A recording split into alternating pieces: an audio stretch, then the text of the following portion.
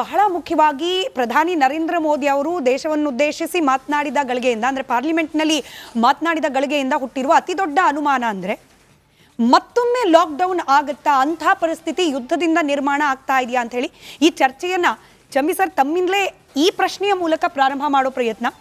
ನಾವು Covid like ಸಿಚುಯೇಷನನ್ನು handle ಮಾಡೋ ರೀತಿಯಲ್ಲಿ ಈಗ ಪ್ರಿಪೇರ್ ಆಗಬೇಕು, ನಮಗೆ ಎಲ್ಲರ ಸಹಕಾರ ಬೇಕು, ಎಲ್ಲರೂ ಒಗ್ಗಟ್ಟಿನಿಂದ ಈ ಕ್ರಿಟಿಕಲ್ ಪರಿಸ್ಥಿತಿಯನ್ನು ಎದುರಿಸಬೇಕು ಲೈಕ್ ಕೋವಿಡ್ ಅನ್ನೋ ರೀತಿಯಲ್ಲಿ ಪ್ರಧಾನಿಯವರು ಮಾತನಾಡಿದ್ದು ದೇಶದಲ್ಲಿ ಹಾಗಾದರೆ ಇನ್ನೊಂದು ಲಾಕ್ಡೌನ್ ಆಗುತ್ತಾ ಅನ್ನೋ ಆತಂಕಕ್ಕೆ ಕಾರಣವಾಗ್ತಿದೆ. ಹೌದಾ, ನಮ್ಮ ದೇಶ ಯುದ್ಧದ ಪರಿಣಾಮವಾಗಿ ಲಾಕ್ಡೌನ್ ಆಗುತ್ತಾ? ಲಾಕ್ಡೌನ್ ಅನ್ನೋಕ್ಕಿಂತ ದೇರು ಅಥವಾ ದುರುಸ್ತುವ ಅಂತಾರಲ್ಲ, ಹಾಗೆ ಬೆಟರ್ ಲೇಟ್ ದ್ಯಾನ್ ನೆವರ್ ಅನ್ನೋ ರೀತಿಯಲ್ಲಿ ಈ ರೀತಿಯ ಒಂದು ಸನ್ನಿವೇಶಕ್ಕೆ ಪೂರ್ಣ ಸಿದ್ಧತೆ ಇರಲಿಲ್ಲ ಅಂತಕ್ಕಂಥದ್ದನ್ನು ನಾವು ಒಂದು ವಾರದಿಂದ ಚರ್ಚೆ ಮಾಡ್ತಾ ಇದ್ದೀವಿ.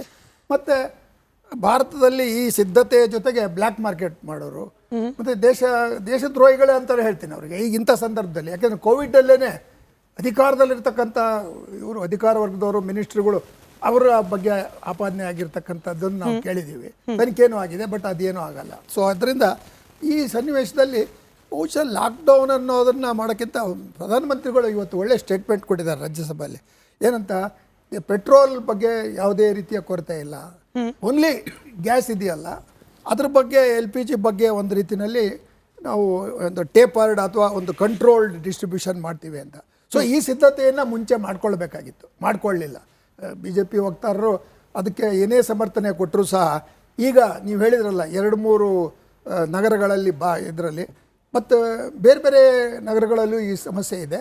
ಜೊತೆಗೆ ಅವರು ಮೊದಲಿದ್ದಂಥ ಆಟೋಮೆಟಿಕ್ ಏನು ಡಿಜಿಟಲ್ ಕನೆಕ್ಷನ್ ಇತ್ತಲ್ಲ ಅದಕ್ಕೆ ರೀತಿಯಲ್ಲಿ ಒಂದು ರೀತಿ ಅಪಚಾರ ಆಗೋ ರೀತಿಯಲ್ಲಿ ಮ್ಯಾನ್ಯುವಲ್ ಇದಕ್ಕೆ ಬಂದುಬಿಟ್ಟಿದ್ದಾರೆ. ಸೊ ಅದರಿಂದ ಯಾವುದೇ ಕ್ರೈಸಿಸಲ್ಲಿ ನಾವು ಫಾರ್ವರ್ಡ್ ಹೋಗೋ ಬದಲು ರಿವರ್ಸ್ ಹೋಗ್ತಾ ಇದ್ದೀವಿ. ಸೊ ಇಂತಹ ಕೆಲವು ಸಮಸ್ಯೆಗಳಿದೆ, ಇದನ್ನು ಲಾಕ್ಡೌನ್ವರೆಗೂ ಹೋಗುತ್ತೆ ಅಂತಕ್ಕಂಥದ್ದು ಹೇಳಿ. ಯಾಕೆಂದರೆ 25 ದಿವಸಕ್ಕಾಗುವಷ್ಟು ಸ್ಟಾಕ್ ಇದೆ ಅಂತ ಇದರಿಂದ ಅಫಿಷಿಯಲ್ ಅಥಾರಿಟೀಸಿಂದ ಬಂದಿದೆ. ಇವತ್ತು ಸಾಯಂಕಾಲ ಪ್ರೆಸ್ ಬ್ರೀಫಿಂಗ್ನಲ್ಲೂ ಮೇಡಮ್ ಅದನ್ನು ಹೇಳಿದ್ದಾರೆ. ಸೊ ಅದರಿಂದ ಅವರು ಆ ಥರ ತಪ್ಪು ಹೇಳಿಕೆಗಳನ್ನು ಕೊಡೋಕ್ಕ. ಬಟ್ ವಿರೋಧ ಪಕ್ಷದವರು ಯಾವುದೇ ಒಂದು ಸಂದರ್ಭದಲ್ಲಿಯೂ ಸಹ ಸರ್ಕಾರದ ಸಿದ್ಧತೆ ಈಗ ನಾವು ಮಾಡೋದು ಆಬ್ಜೆಕ್ಟಿವ್ ಆಗಿ, ನಾವು ಅದು ಸಿದ್ಧತೆ ಮಾಡ್ಕೋಬೇಕಾಗಿತ್ತು, ಮಾಡಲಿಲ್ಲ. ಬಟ್ ಮಾಡ್ತಾ ಇದ್ದಾರೆ ಅನ್ನೋದ್ರಿಂದ ನಮಗೆ ಅದೊಂದು ಪಾಸಿಟಿವ್ ಆಗಿ ಒಂದು ಹೋಪ್ ಸಿಗುತ್ತೆ. ಬಟ್ ಈ ದೃಷ್ಟಿಯಿಂದ ನೋಡಿದ್ರೆ ನನಗೇನು ಲಾಕ್ಡೌನ್ ಆಗ್ತಕ್ಕಂಥ ಸನ್ನಿವೇಶಕ್ಕೆ ಭಾರತ ಕೂಡ, ಏಕೆಂದರೆ ಈಗಾಗಲೇ ಪರಿಸ್ಥಿತಿ ಸ್ವಲ್ಪ ಸುಧಾರಿಸ್ತಾ ಇದೆ.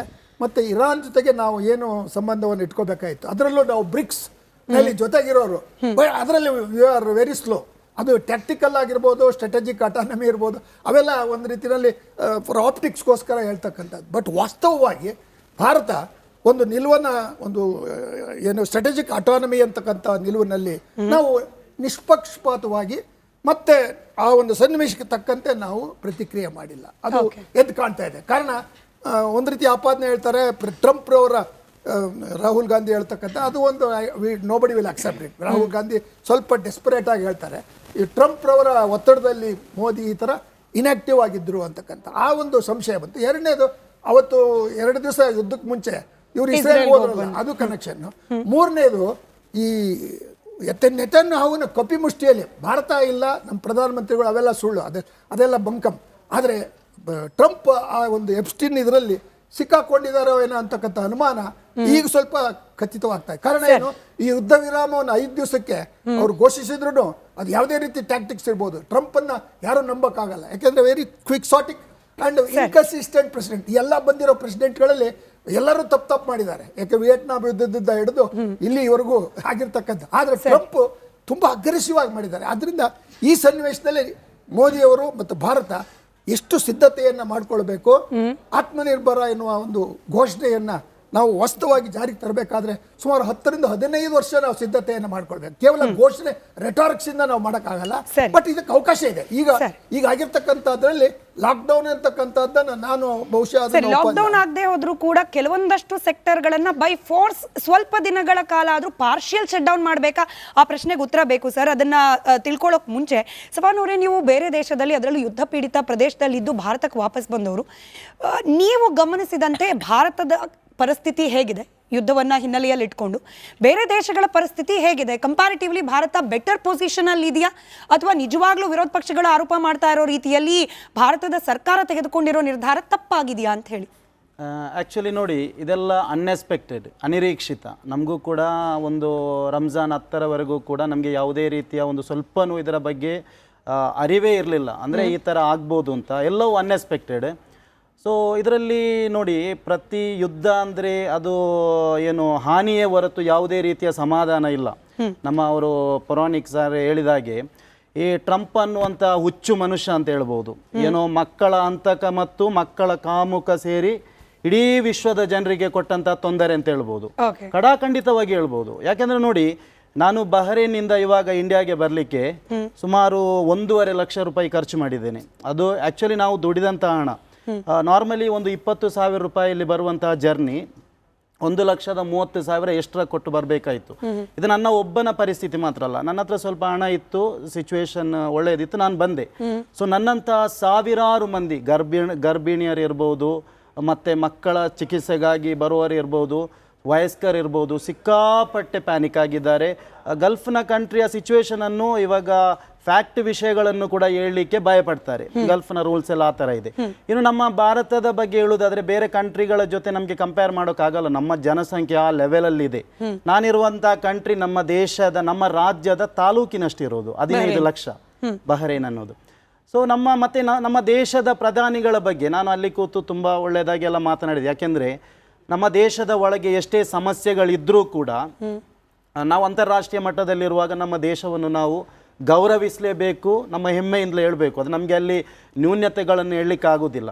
ನಾನು ಸೋಷಿಯಲ್ ಮೀಡಿಯಾದಲ್ಲೆಲ್ಲ ನೋಡ್ತಿದ್ದೆ, ನಮ್ಮ ಭಾರತದ ಪ್ರಧಾನಿಗಳು ಎಲ್ಲ ದೇಶದವ್ರಿಗೂ ಕೂಡ ಏನು ಅನುಕಂಪ, ಸಂತಾಪ ಏನೋ ಹೇಳ್ತಾರಲ್ಲ, ಅದು ಇರಾನ್ಗೂ ಕೂಡ ಮಾಡಿದ್ದಾರೆ, ಇಸ್ರೇಲ್ಗೂ ಕೂಡ ಮಾಡಿದ್ದಾರೆ, ಅಮೇರಿಕಾಗೂ ಕೂಡ ಮಾಡಿದ್ದಾರೆ.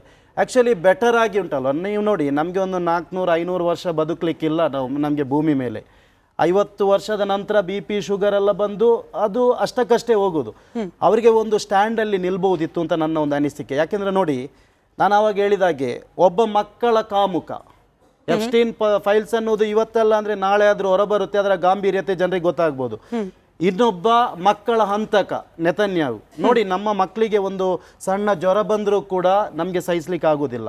ಅಂಥದ್ರಲ್ಲಿ ಯುದ್ಧ ಸ್ಟಾರ್ಟ್ ಮಾಡಿರೋದು ಇವರು ಒಂದು ಹೆಣ್ಣು ಮಕ್ಕಳ ಶಾಲೆಗೆ ಬಾಂಬ್ ಹಾಕಿ.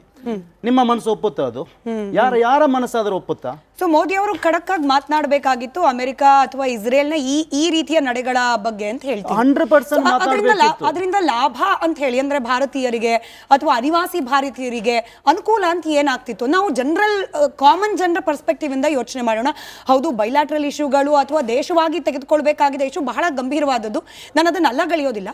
ಆದರೆ ಭಾರತೀಯರು ಯಾರು ಬೇರೆ ದೇಶದಲ್ಲಿ ಯುದ್ಧ ಪೀಡಿತ ಪ್ರದೇಶದಲ್ಲಿದ್ದಾರೆ, ಮೋದಿ ಅವರು ಅಮೆರಿಕವನ್ನ ವಿರೋಧಿಸಿದ್ರೆ, ಇಸ್ರೇಲ್ ಅನ್ನ ವಿರೋಧಿಸಿದ್ರೆ ಅವ್ರಿಗೆ ಅನುಕೂಲ ಆಗ್ತಾ ಇತ್ತಾ?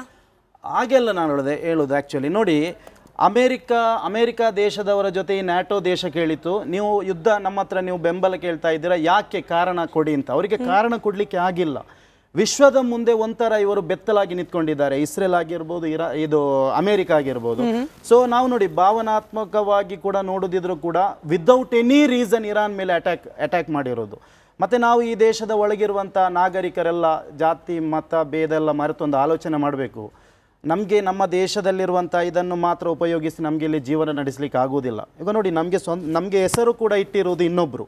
ಅದೇ ರೀತಿ ನಾವು ಪ್ರತಿಯೊಂದು ದೇಶಗಳ ಜೊತೆ ಪ್ರೀತಿ ಸೌಹಾರ್ದತೆಯಿಂದ ಇರಬೇಕು. ಅದರ ಜೊತೆ ನಾವು ಫ್ಯಾಕ್ಟ್ ಏನು ಅಂತ ನಾವು ಅರ್ಥ ಮಾಡ್ಕೊಳ್ಬೇಕು. ನಮಗೆ ಗ್ಯಾಸ್ ಬರುವುದು ಎಲ್ಲಿಂದ, ನಮಗೆ ಆಯಿಲ್ ಬರುವುದು ಎಲ್ಲಿಂದ.